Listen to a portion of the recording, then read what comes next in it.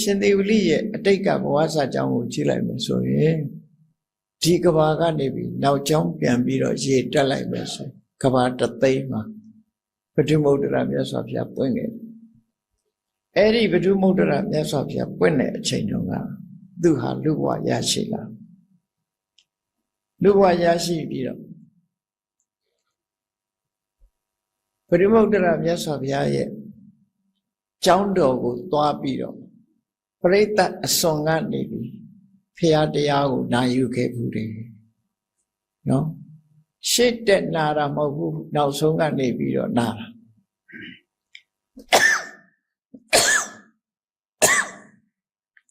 ပရိသတ်ရဲ့အစွန်မှာနေထိုင်ပြီးတော့သူဟာတရားနာခဲ့တယ်တဲ့အဲ့လိုတရားနာပြီးပထမုဒ္ဒရာမြတ်စွာဘုရားကတန်ခါပရိသတ်ထဲမှာထူးခြားတဲ့ယဟန်တစ်ပါးကို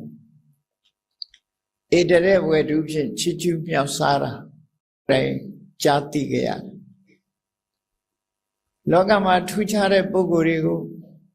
အများသိရအောင်မြတ်စွာဘုရားကိုယ်တိုင်ကမြောက်စားပြီးတော့မိန့်ကြားခဲ့တဲ့ပုဂ္ဂိုလ်လလဘရတဲ့ထဲမှာထိတ်တန်းဖြစ်တဲ့မထေရဘာအကြောင်းကိုမြတ်စွာဘုရားကချီးကျူးပြီးတော့ဟောကြားခဲ့တယ်အဲ့ဒါကိုအားကျပြီးတော့ဘုရားမှုရှိတဲ့တန်ဃာတွေကိုပင့်ပြီးတော့9 ရက် 9 လီဒါနကောင်းမှုပြုလုပ်တယ်အဲ့လိုဒါနကောင်းမှုပြုလုပ်ပြီးတဲ့အခါမှာသူဟာစုပန်ခဲ့တယ်လူဆိုတာဆန္ဒဆိုမတူကြဘူးရိုးရိုးသားသားတရားသူတရားမြတ်နိဗ္ဗာန်ကိုရက်တူတို့နဲ့ရချင်တဲ့ပုဂ္ဂိုလ်ရှိတယ်လို့ဘဝမှာထင်ထင်ရှားရှားနဲ့ဒီထင်ပေါ်ကျော်ကြားတဲ့ဂုဏ်တွေနဲ့နိဗ္ဗာန်ကိုမျက်မှောက်ပြုခြင်းတဲ့ပုဂ္ဂိုလ်တွေပေါ်လာအမျိုးစုံရှိတာပေါ့ဒါကတော့လူဆန္ဒနဲ့ဆိုင်လူဆန္ဒနဲ့ဆိုင်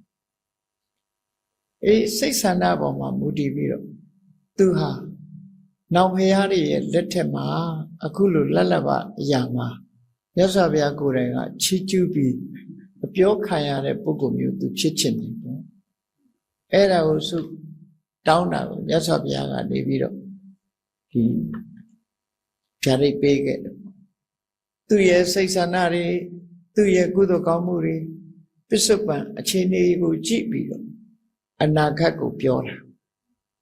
အဲ့တော့ပစ္စုပန်အခြေအနေကြည့်ပြီးတော့အနာဂတ်ကိုပြောလို့ရလားလို့ဆိုပြောလို့ရတယ်ဒါဗျာခဏခေတ်တာမန်လူတွေတောင်မှပဲဘယ်နေ့မုန်တိုင်းတိုက်မယ်ဆိုတာပင်လယ်ထဲကဖြစ်ပေါ်နေတဲ့ရာသီဥတုအခြေအနေကိုကြည့်ပြီးပြောနေကြတာပဲလေဟောပြောလို့ရတာပဲဘယ်နေ့လာကြမယ်ဘယ်နေ့ငရေလှုပ်မယ်ဆိုတာတွေတောင်မှပဲဟောခိန်ထုတ်နေကြတာရှိတယ်အဲ့ဒါလိုပဲမြတ်စွာဘုရားသခင်ကိုရောမြတ်တွေကြလူရဲ့ဆန္ဒအသေးစိတ်သူလှုပ်ထားတဲ့ကုသိုလ်ကောင်းမှုသူရဲ့စိတ်ဆန္ဒသူရဲ့အကြီးချင်း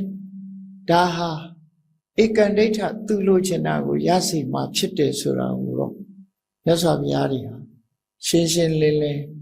အကြောင်းတရားတွေကိုမြင်ပြီးတော့အကျိုးတရားကိုဖော်ထုတ်ပြီးတော့ဗျာဒိတ်စကားကိုပြောကြတာပဲဖြစ်တယ်ပေါ့အဲလိုဗျာဒိတ်စကားပြောကြပြီးတော့သူဟာမြတ်စွာဘုရားထံကဗျာဒိတ်စကားကြားလိုက်ရတဲ့အခါမှာအလွန်ဝမ်းသာအားရဖြစ်တယ်အဲလိုဝမ်းသာပီတိတွေဖြစ်ပြီးတော့နောက်မှာသူ60 ကဘာကာလရောက်တဲ့အခါကျတော့ဝိပဿီဆိုတဲ့မြတ်စွာဘုရားပွင့်ပြန်တယ်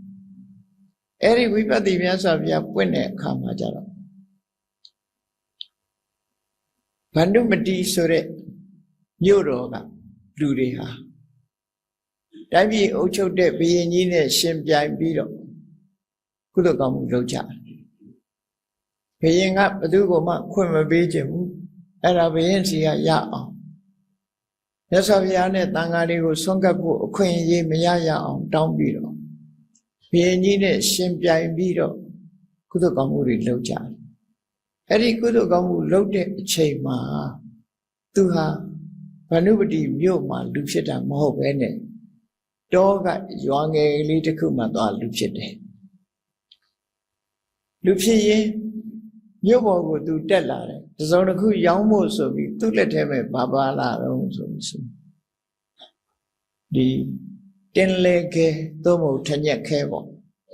ထညက်ပါလာတယ်ဒိန်ချင်းပါလာတယ်ဒိန်ချင်းကိုပါဠိလိုတတိလို့ခေါ်တယ်နော်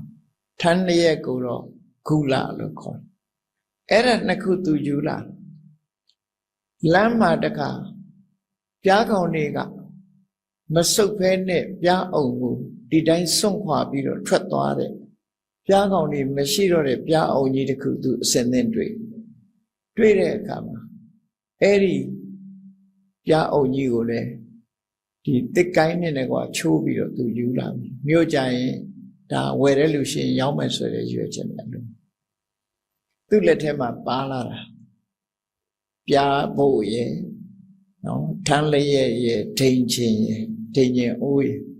အဲ့ဒါယူပြီးမြို့တက်လာရင်ကတော့ဒီလိုဒါတွေရောင်းပြီးတော့တခုဝယ်ပြီးရောပြန်မို့ပဲအေးသူရောက်လာတဲ့အခါကျမြို့သူမြို့သားတွေမှာဆွန့်ကတ်တဲ့ထဲမှာမပါတာကဒိန်ချင်းနဲ့တညက်ပြားရည်အဲ့ဒီသုံးခုလိုနေတယ်တခြားပစ္စည်းတွေအကုန်ပါတယ်အဲ့ဒါမပါလို့ရှားနေကြသူစီရမှာမရဘူးနောက်ဆုံးဒီတောရွာကလူတယောက်ဒိန်ချင်းအိုးကြီးလက်ဆွဲပြီးတော့တက်လာတာမြင်တဲ့အခါကျတော့သူစီရစီးပြီးတော့ဝယ်ကြတယ်ရောင်းမို့လားရောင်းမို့ဆိုရင်သူတို့ရောင်းမှာတန်ဖိုးတွေကိုသူကဒီရောင်းသူဝယ်သူတို့ရဲ့သဘာဝပဲဝယ်ချင်တဲ့လူတွေဝယ်ချင်မှန်းသိရင်ရောင်းသူကဈေးမြင့်တာပဲလေအဲ့သူကလည်းဈေးမြင့်တန်ရတန်ကြီးတဲ့ပို့ဟိုလူတွေအတက်တဲ့ရောအတင်းဝယ်မှန်းသိတော့ဈေးမြင့်တာဘယ်လောက်ထိအောင်ဈေးမြင့်လိုက်တော့ဆိုထောင်ကနန်းထိရောက်သွားတာသူကတကယ်ကတော့ထောင်ကနန်းထိတန်းတာမဟုတ်ဘူးသို့တော့ဈေးမြင့်လိုက်တာဟိုလူတွေကမြင့်သမျှလိုက်ပေးတယ်လေလံလိုပဲပေါ့နော်ဟိုလူတွေကလည်းရချင်နေတာဆိုတော့ပေးတယ်အဲ့တော့သူကလူတွေအကဲခတ်တယ်ခင်ဗျားတို့မတန်တဆဈေးကြီးပေးဝယ်တာဘာလို့ဖို့လဲအဲ့ဒီနေရာမှာသူ့ဘဝအတွက်အလှည့်အပြောင်းတစ်ခုဖြစ်ရဒီကံကောင်းပြီဆိုတဲ့လူတွေကဒီလိုပဲဘဝမှာအလှည့်အပြောင်းဖြစ်ဖို့အချိန်လေးကြုံကြိုက်တာအဲ့ဒီမှာဘာလို့ဖို့လဲဆိုအေးတို့ဝိပဿနာမြတ်စွာဘုရားနဲ့တန်ဃာတော်တွေကိုဆွမ်းစားပင်ထားတယ်တန်ဃာဒါနဆွမ်းကြီးဆွမ်းကပ်ပွဲလုပ်နေဒီပစ္စည်း၃မျိုးဟာတို့လိုချင်နေတာအဲ့ဒါရှာတာဘယ်မှမရလို့ခုမှဘလောက်ပဲဆိုးဆိုးငါတို့ကအကုန်ပေးမယ်လို့ဒီလိုပြောတဲ့အခါကျတော့ကဲသူ့စိတ်ဟာနော်တရားတရားရှိတဲ့ပုဂ္ဂိုလ်ဆိုပိဿံနဲ့တန်ဖိုးရှိတယ်ဆိုတော့သူသိသွားဒီနေရာလေးမှာပတ်စံကိုမက်လိုက်မယ်ဆိုရင်သူ့ဘဝဇာကြောင်းဟာတစ်မျိုးပြောင်းသွားတယ်ဟောသူကကုသိုလ်ကိုတန်ဖိုးထားလိုက်တယ်ငွေကြေးတနာကိုတန်ဖိုးမထားဘူးအဲ့ဒါပြောမယ်ဆိုလို့ရှိရင်အနှစ်သာရရှိတာနဲ့အနှစ်သာရမရှိတာကိုခွဲခြားသိခြင်းပဲဖြစ်တယ်ပေါ့အေးလူတွေမှာဒီကနေ့ခေတ်မှာလည်းပဲဘဝမှာဘယ်ဟာတန်ဖိုးရှိတယ်ဘယ်ဟာတန်ဖိုးမရှိဘူးဘယ်ဟာကအနှစ်သာရရှိတယ်ဘယ်ဟာကအနှစ်သာရမရှိဘူးဆိုတော့သိဖို့အမှန်တမ်းအရေးကြီးတာအဲ့တော့ဒီပုဂ္ဂိုလ်ကတောသားပေမဲ့လို့ तू သိလိုက်တယ်ကုသိုလ်ကောင်းမှုကပို့ပြီးတော့အနှစ်သာရရှိတယ်ငါလက်ထဲပါတဲ့ပစ္စည်းတွေကဘာမှတန်ဖိုးမရှိဘူးအနှစ်သာရမရှိတာနဲ့လဲပြီးတော့အနှစ်သာရရှိတာကိုငါရှုမယ်ဆိုသမ္မာသင်္ကပ္ပဆိုမှန်ကန်တဲ့အတွေ့တွေးလိုက်တာသမ္မာဒိဋ္ဌိဆိုတဲ့မှန်ကန်တဲ့အမြင်တစ်ခုရသွားပြီသမ္မာသင်္ကပ္ပမှန်တဲ့အတွေ့တိုင်းတွေးလိုက်တယ်တော့သူလုံးလိုက်တဲ့ဟာအခြေခံမဲ့ခင်ပေါင်းနဲ့ဝင်သွားတယ်ပေါ့ဒီလိုဆိုလိုတာပေါ့နော်အမှန်တွေးလို့အမှန်သိတယ်အမှန်သိသည့်အတွက်ကြောင့်သူကုသိုလ်လုံးပဲလို့ပြောတာသမ္မာဝါစာကောင်းတဲ့ကုသိုလ်လုပ်လိုက်တာသမ္မာကမ္မန္တဖြစ်သွားတယ်ကျိုးစားအထုတာသမ္မာဝါယာမနဲ့ဘုရားကိုအာယုံပြုပြီးတတိရနေတာသမ္မာတတိနဲ့စိတ်တည်ငြိမ်ပြီးတော့ခြေနဲ့အာရဖြစ်နေတာသမ္မာသမာဓိဆိုပြောမယ်ဆိုရင်ဒါမဂ္ဂင်၈ပါးလမ်းကြောင်းပေါ်သူတက်သွားတာပဲ အဲ့ဒါလိုမဲ့ခင်ရှိပါလမ်းကြောင်းမို့တက်သွားတဲ့အခါသူကိုယ်တိုင်ကတ်ခွင့်ရမယ်ဆိုရင်သူကိုယ်တိုင်ကတ်မယ်ဆိုတော့ဟိုလူတွေကလည်းအာရပါရစုပေါင်းကတ်တာကိုလာပါလိုက်ခဲ့ပါဆိုသူကလိုက်သွားပြီးဟိုကြတော့သူ့ထဲပါတဲ့ပစ္စည်းတွေကိုပြင်းစင်လုပ်ပြီးတော့ဝိပဿနာမြတ်စွာဘုရားကြွလာတဲ့အခါလမ်းကနေစောင့်ပြီးတော့လှူချတယ်အဲ့ဒါလို့လှူတော့သူလည်းသူ့အလှဲ့လည်းရောက်ရောမြတ်စွာဘုရားကိုဒါဆင်းရဲသားရဲ့လက်ဆောင်လေးပါဘုရားရှင်ဘုရားသုံးဆောင်ရအောင်တပည့်တော်များလှူပါတယ်လို့မြတ်စွာဘုရားကိုတရားတရားရှိနဲ့လှူလိုက်ပြီးကြံတဲ့ဟာတွေကိုလည်းသူ့လက်ထဲပါတာနည်းနည်းလေးပဲတပားစာလောက်ပဲပါတာဖြစ်မယ်သို့တော်လှူလိုက်တာတန်ခါ3သိန်းပုံလုံးရသွားနော်ဒီထိန်ချင်းရဲ့ဒီထညက်ခဲရဲ့ပြားရည်ရဲ့ကအကုန်လုံးအပါးစီရသွားတပားနဲ့အကုန်လုံးအပါးစီရသွားအောင်ဖြစ်တယ်အဲ့တော့ဝန္တာပီတိတွေသူ့မှာချီနူးအာရမှုတွေဖြစ်တာဖြစ်ပြီးတော့အဲ့ဒီမှာလဲသူ့ရဲ့မတိတဲ့စိတ်ဆန္ဒဆိုပါစို့အတိတ်ဘဝတုန်းကသူကုသိုလ်ကောင်းမှုလုပ်ပြီးတော့ဆူတောင်းခဲ့တာသူမှတ်မိချင်မှမှတ်မိမယ်သို့တော့ဒီမှာလည်းပဲဒီဖျားလက်ထက်မှာလည်းပဲအဲ့ဒီဆုကိုပဲသူတောင်းလိုက်တယ်ဒီရှားပါတဲ့ပုဂ္ဂိုလ်မဖြစ်ဘဲနဲ့လတ်လပါရှိတဲ့ပုဂ္ဂိုလ်မျိုးဖြစ်ပါရစေဆိုတာဆုတောင်းအဲ့ဒီထီအောင်သူနိဗ္ဗာန်ဆုတောင်းတာမတွေ့ဘူးနော်တွေ့ဘူးအဲ့ဒါလိုပဲဒီရှင်သေဝလိအလောင်းဟာဝိပဿနာမြတ်စွာဘုရားလက်ထက်မှာလည်းကုသိုလ်ကောင်းမှုလုပ်ပြီးတော့ဒီလိုဆုတောင်းလာခဲ့အဲ့ဒီကနေတန်တရားဆက်ပြီးတော့လဲသွားတဲ့အခါမှာနောက်ဆုံးဂေါရမဗုဒ္ဓလက်ထက်ထိရောက်လာခဲ့အဲ့တော့ဒီကုသိုလ်ကောင်းမှုဆိုတဲ့နေရာမှာဒီအခြေခံဖြစ်တဲ့ဥပနိဒေယတမ္ပတ္တိလို့ခေါ်တယ်ဥပနိဒေယတမ္ပတ္တိဆိုတာတိဟိပတိတန်နေနေခြင်းပရိသေစိတ်မှာအတိညာပါတာတိဟိပတိတတိသူလှုပ်ခဲ့တာတွေကလည်းပဲအတိစိတ်နဲ့လှုပ်ခဲ့တာအဲ့တော့တိဟိပတိတတိနေခြင်းလို့ဆိုတဲ့ဥပနိဒေယတမ္ပတ္တိမြတ်စွာဘုရားနဲ့ဆုံတွေ့ရခြင်းသူတော်ကောင်းနဲ့ဆုံတွေ့ရခြင်းသူတော်ကောင်းဟောကြားတဲ့တရားကိုနာရခြင်းဆိုတာတွေဟာသူ့အတွက်လုံလောက်တဲ့အကြောင်းတွေဖြစ်သွားတယ်ပေါ့သူဆန္ဒကထုတ်ဖော်ပြောကြားတာမဟုတ်တော့လည်းပဲဒီအတိညာဏ်တွေဟာသူ့ထဲမှာရောက်သွားတယ်လို့ယူဆရတယ်နော်အဲ့တော့ဂေါရမမြတ်စွာဘုရားလက်ထက်ရောက်တဲ့အခါမှာသူကကောလိယမင်းသမီးသုပ္ပဝါတာရဲ့ဝန်းထဲမှာသရေခသရေတီတဲ့အချိန်ကနေစပြီးတော့ကုသိုလ်ကောင်းမှုဆိုတာဒီအကျိုးပေးကုသိုလ်ကောင်းမှုရှိတဲ့ပုဂ္ဂိုလ်ဟာမမွေးခင်ကပဲအကျိုးသူမိခင်ဝမ်းနဲ့ရောက်တဲ့အချိန်မှာဘာဖြစ်လာတော့ဆိုလို့ရှိရင်သုပ္ပဝတ္တမင်းသမီးထံမှာမနေ့တစ်ချိန်ညနေတစ်ချိန်ဒေသအသီးသီးကနေတိသူကရောမတိသူကရောလက်ဆောင်ပစ္စည်းတွေပို့ကြတယ်နော်ဒါဟာရှင်သေဝလိအလောင်းလေးရဲ့ကုသိုလ်ကောင်းမှုရဲ့အကျိုးဆက်ပဲသူကလောကမှာကုသိုလ်ကောင်းမှုဆိုတာဟာအင်မတန်မှထူးခြားတဲ့အကျိုးကျေးဇူးကိုဖြစ်ပေါ်စေတတ်တယ်ပေါ့နော်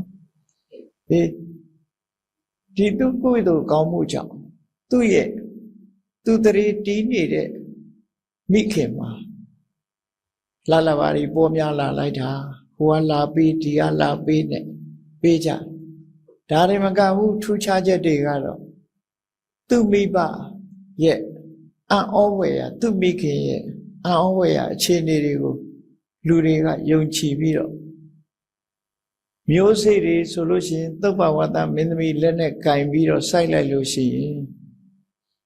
ဒီအစိတ်တစိတ်ကနေပြီးတော့ရိုးတံ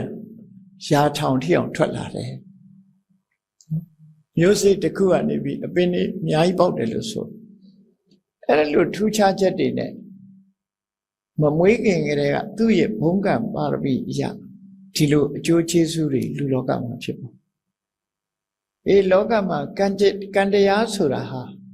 သူ့အတွက်အကျိုးမဟုတ်ဘဲနဲ့ဒီလိုဖြစ်နိုင်သလား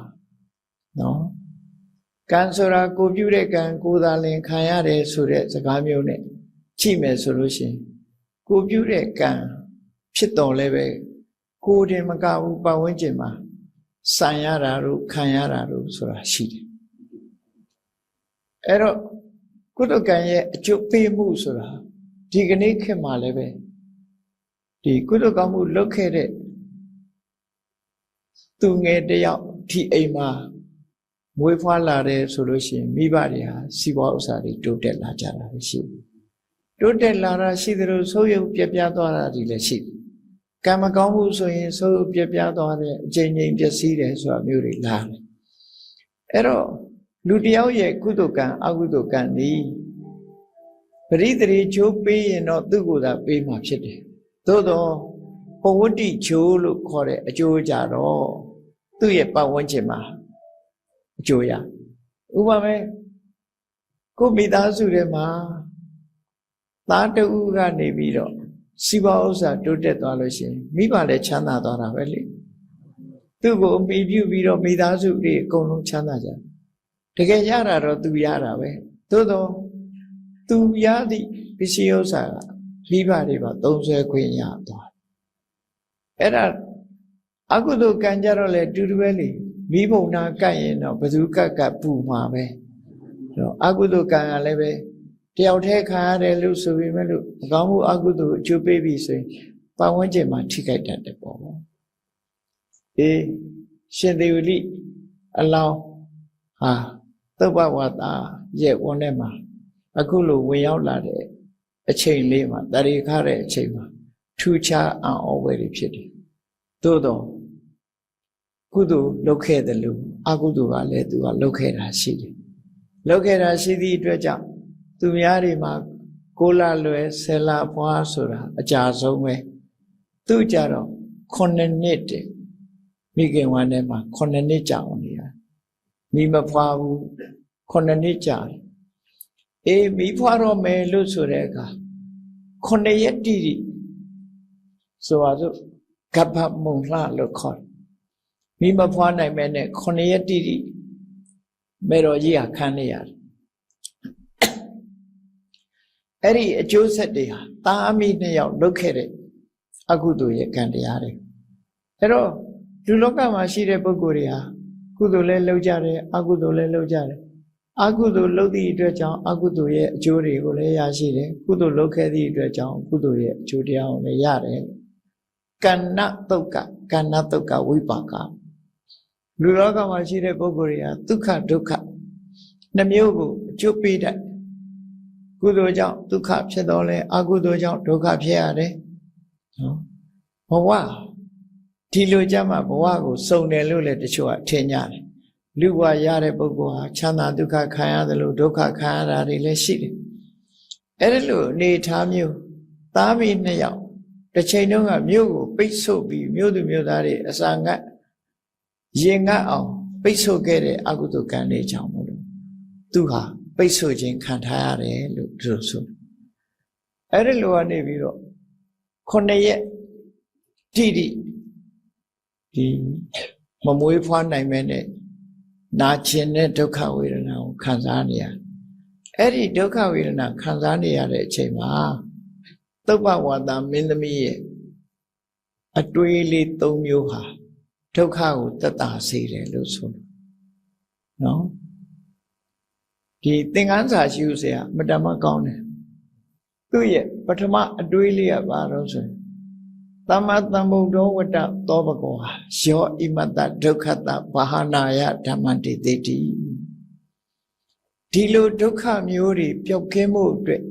မြတ်စွာဘုရားဟာတရားဟောတာဒါကြောင့်မို့တကယ်ကိုသမ္မာသမ္ဗုဒ္ဓအစစ်ဖြစ်ပါပေတယ်ဟုတ်လားဒုက္ခတွေပယ်ဖို့မြတ်စွာဘုရားကတရားဟောတယ်ဆိုတာဟုတ်တယ်ငါမှအခုဒုက္ခတွေဖြစ်နေတယ်အဲ့ဒီဒုက္ခမျိုးတွေကလွတ်အောင်မြတ်စွာဘုရားကတရားဟောနေတာဖြစ်သောကြောင့်ဒီဘုရားဟာဒုက္ခတွေဆိုတာဒီလောက်ကြီးမားတယ်ဆိုတာထင်ထင်ရှားရှားသိမြင်တော်မူတတ်ပါပေတယ်လို့ဘုရားကိုအာရုံပြုပြီးတော့သူ့ရဲ့နာကျင်မှုဝေဒနာကိုသိခံတယ်နောက်တစ်ခုကတန်ဃာတွေကိုအာရုံပြုလိုက်တယ် သုပတိပန္နောဝတ္တပဂဝတောသာဝကတံငော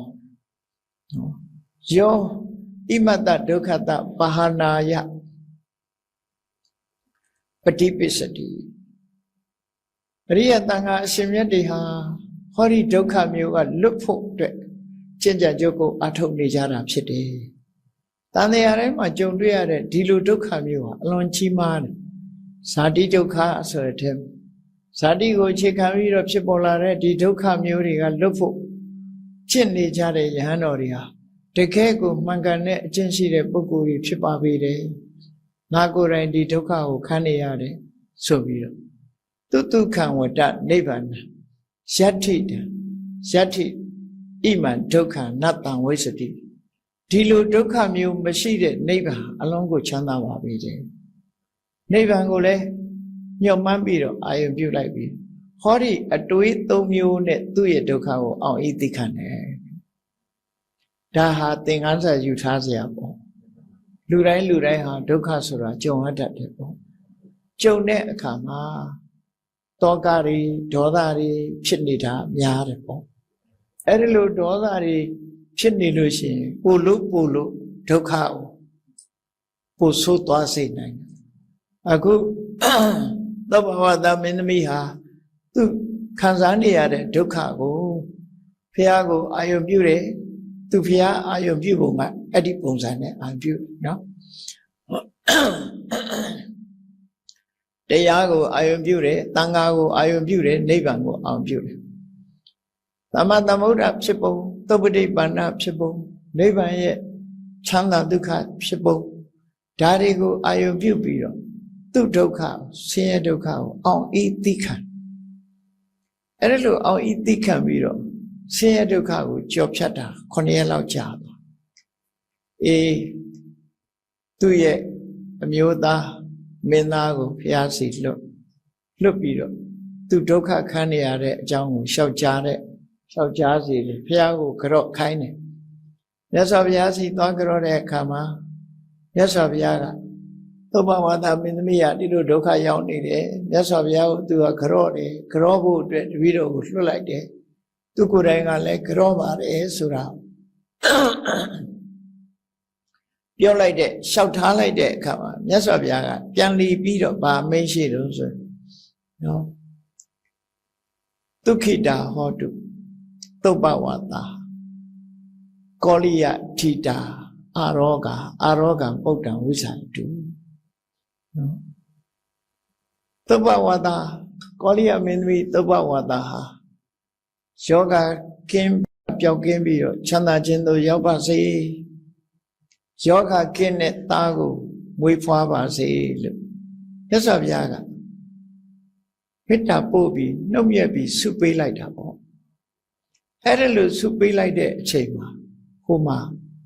တခါတည်းမိဖွားပြီးသားဖြစ်သွားတယ်သူဆိုတယ်ဒါရှင်သေဝလိပတိမြတ်ရဲ့လူလောကရောက်လာပုံမှာဒီပုံစံနဲ့ရောက်အဲ့ဒါလို့ရောက်လာတော့သူကိုယ်တိုင်ကသူ့ရဲ့မိခင်ကသေဘေးနဲ့ချင်းချောက်ခံရပြီးအလွန်ကြီးမားတဲ့ဆင်းရဲဒုက္ခကြီးကို9ရက်တိတိခံစားထားရမသိလို့သာအသက်ရှင်ရတယ်ကုသိုလ်ကောင်းမှုပြုဖို့ဆိုတဲ့စိတ်ဓာတ်ဖြစ်ပေါ်လာလို့မြတ်စွာဘုရားနဲ့တန်ဃာတွေကိုပင့်ခိုင်းတယ်ပင့်ခိုင်းပြီး9ရက်တိတိဒီဆင်းရဲဒုက္ခကလွတ်တာကုသိုလ်ကောင်းမှုနဲ့ပြုပြီးတော့ဒီဆင်းရဲဒုက္ခကလွတ်ရတဲ့အတွက်တန်ဃာတော်အရှင်မြတ်တွေကိုကုသိုလ်ကောင်းမှုပြုပြီးတော့ပူဇော်ခြင်းနဲ့ဆိုလို့မြတ်စွာဘုရားသူ့အိမ်ကို9ရက်ကြွပြီးတော့ဆုံးစုခံအဲ့ဒါလို့လူခံတဲ့အချိန်မှာရှင်သေဝလိသူငယ်လေးဟာမွေးလာတဲ့အခါမှာခြိလိုက်သူဟာမိခင်ဝမ်းထဲမှာ9နှစ်နေတာဖြစ်တော့ကြောင့်မွေးလိုက်တာနဲ့တပြိုင်တည်းသူဟာ9နှစ်သားအရွယ်ဖြစ်သွားနော်9နှစ်သားအရွယ်ဖြစ်သွားဒါကြောင့်မို့အဲ့ဒီဆွမ်းကတ်တဲ့ပွဲမှာသူဟာစကားပြောရတဲ့အနေထားရောက်သွား9နှစ်အရွယ်ဖြစ်သွား9နှစ်အရွယ်ဖြစ်သွားသူ့ကိုတီဝလိလို့နာမည်ပေးတာကတော့ဆွေတွေမျိုးတွေ မိဘတွေဟာအလွန်စိတ်ပူနေရတာဝေးဖွားလိုက်တဲ့အချိန်ကစပြီးစိတ်နှလုံးအေးချမ်းသွားကြလို့တီဝလိလို့ဒီလိုနာမည်ပေးတာစိတ်နှလုံးအေးချမ်းမှုကိုဖြစ်ပေါ်စေတယ်ဆိုတဲ့အဓိပ္ပာယ်မိခင်ကြီးကလည်းဘယ်လောက်ဒုက္ခရောက်ရောက်ဒီသားကလေးကိုကြည့်ပြီးတော့ဆင်းရဲဒုက္ခတွေကိုမေ့ပစ်သွားတယ်ရှင်သာရိပုတ္တရာနဲ့စကားပြောတယ်ရှင်သာရိပုတ္တရာကသူ့နဲ့စကားပြောတဲ့အခါမင်း9နှစ်လုံးမိခင်ဝမ်းထဲမှာနေရတာဒုက္ခမရောက်ဘူးလားဆိုတော့အရှင်ဘုရားရောက်တာပေါ့ဆင်းရဲဒုက္ခရောက်တာပေါ့ဒီလို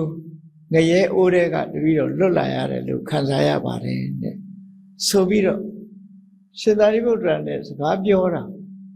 သူ့သားလေးစကားပြောတာကိုကြည့်ပြီးတော့မိခင်ကြီးကဝမ်းသာပီတိဖြစ်ဆင်းရဲဒုက္ခတွေကိုမေ့ပြစ်လိုက်တယ်မေ့ပြစ်လိုက်ပြီးဝမ်းသာပီတိဖြစ်မြတ်စွာဘုရားကသုပ္ပဝါဒပြုံးရွှင်နေတဲ့သုပ္ပဝါဒကိုမေးတယ်ဒီလိုလိမ္မာတဲ့သားကလေးမျိုးနောက်ထပ်ရချင်သေးလားလို့ဆိုတရားမကရချင်ပါတယ်ဆိုမြတ်စွာဘုရားကပြုံးတယ်လူတွေဟာနော်လူတွေဟာဒီဒုက္ခမှန်သမျှကိုဒုက္ခနဲ့အစားထိုးပြီးတော့မေ့ပြစ်တတ်ကြတယ်ကျင့်တတ်เสียမကောင်းတဲ့အဖြစ်အပျက်တွေကိုကျင့်တတ်เสียကောင်းတာလေးနဲ့အစားထိုးပြီးတော့မေ့ပြစ်ကြပါလားလို့မြတ်စွာဘုရားအတ္တတံတာတရူပေနပိယရူပေနအပိယမေ့လျော့နေတဲ့ပုဂ္ဂိုလ်တွေလောကကြီးမှာအခုလိုပဲဒီဒုက္ခံဒုက္ခတရူပေနဆင်းရဲဒုက္ခကြီးကလည်းချမ်းသာဆိုတဲ့အသွင်သဏ္ဍာန်လေးနဲ့ဆင်းရဲဒုက္ခကြီးကိုလည်းလူတွေဟာလွယ်လွယ်နဲ့မေ့ပြစ်တတ်ကြတယ်ဒါကြောင့်မို့လို့တန်တရားကြီးထဲမှာကြာရှိနေကြတာပဲဆိုတော့မြတ်စွာဘုရားကပြုံးပြီးဥရမ်းကျူတဲ့ဒါလူတဘာဝပဲနော်လူတဘာဝပဲကိုယ့်ကိုယ်လည်းကြုံတွေ့တဲ့အခါမှာသတိထားနေမကောင်းလို့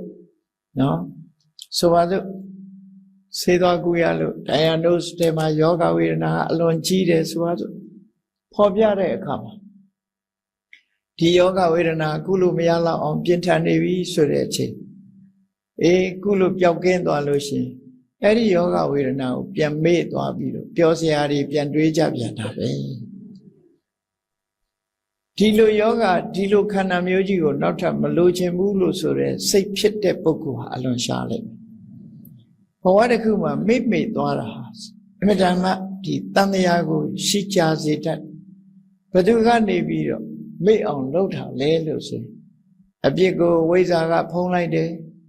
တဏှာကတွေ့တာတယ်မာနကအထင်ရောက်တယ်သူတို့ကိလေသာ၃ခုပေါင်းစပ်ပြီးတော့လူတွေရဲ့ဘဝကိုဖန်တီးနေကြတာဖြစ်တယ်ကောအဲ့ဒီသဘောတရားတွေကိုလူတွေဟာလွယ်လွယ်ကူကူနဲ့မေ့လျော့ပြီးသူတို့နဲ့ပဲပြန်ပြီးတော့အယောတဝင်နေထိုင်ကြပြန်ရောဒီလိုနဲ့တန်တရားဝတ်ထဲကမလွတ်နိုင်ကြတာလို့အဲ့တော့ရှင်သေဝလိလောင်းလေးဟာရှင်သာရိပုတ္တရာနဲ့စကားပြောမင်းဒီလောက်ဆင်းရဲဒုက္ခတွေကြုံမှတော့ဒီဆင်းရဲဒုက္ခကလွတ်ရလွတ်ကြောင်းသန္တရာကလွတ်ဖို့အတွက်မြတ်စွာဘုရားသာသနာဝင်ပြီးတော့တရားကျင့်မှလားလို့ဆိုတော့ကျင့်မှာပါဆိုပြီးအဲ့ဒီကလေးလေးကရဟန်းဘဝကိုကူပြောင်းတယ်နော်ရဟန်းဘဝကူပြောင်းတဲ့အခါမှာဒီရှင်သာရိပုတ္တရာသင်ပြပေးတဲ့ကမ္မထာလေးကိုပွားရင်းကနေပြီးဒီဆင်းရဲဒုက္ခကိုပဲအာယုံပြုအခြေခံပြီးတော့သူပွားဆိုလိုတာကဒုက္ခလက္ခဏာသူကိုယ်တိုင်တွေ့ခဲ့ရတယ်နော်ဒုက္ခကိုသူကိုယ်တိုင်ရှုခဲ့ရတယ်လက်တွေ့ဒုက္ခကိုဝိပဿနာဉာဏ်နဲ့တင်ပြီးတော့ရှုမြင်သုံးသပ်လိုက်ပြီးတော့နော်အနတ္တလက္ခဏာ၃ပါးဆိုလို့ရှိရင်အနတ္တသဘောကိုဒုက္ခကိုအခြေခံပြီးတော့